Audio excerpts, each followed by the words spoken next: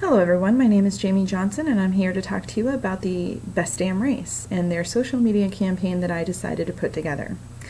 The Best Damn Race is a race that started here in Florida in 2013. The very first race was in Safety Harbor. It's right near Tampa.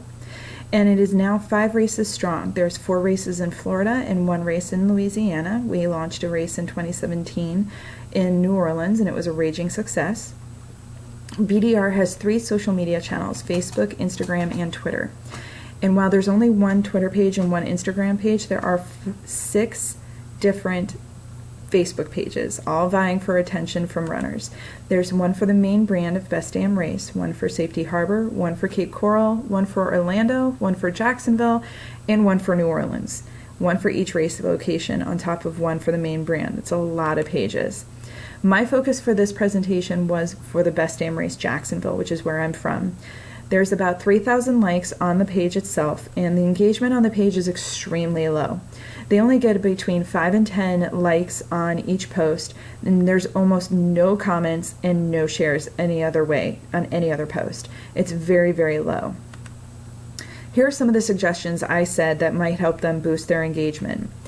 They have a new route that's announced for the January 2018 race, and with that new route, I think they need to go ahead and start sharing some photos of the new route. It includes the Riverwalk, which is a beautiful area here in Jacksonville. It also includes some very serious parking issues. The old place had a lot of parking. The new area has almost no parking. So if BDR can go ahead and set up some areas for parking, that would be a great post to go ahead and start putting out, and boosting some of that would also help with their engagement.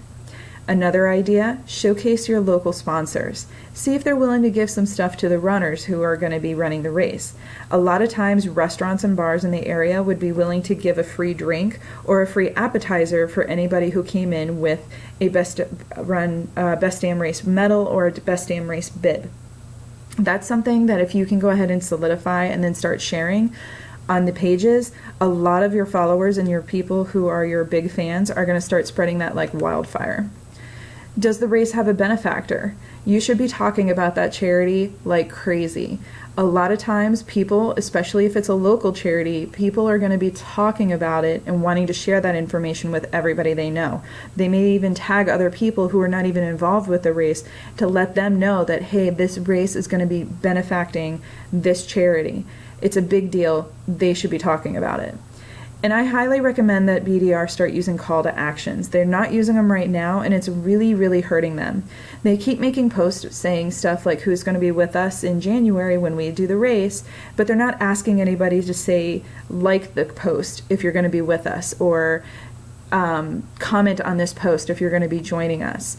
And that's hurting them because that's a way of getting a lot of people to engage with you.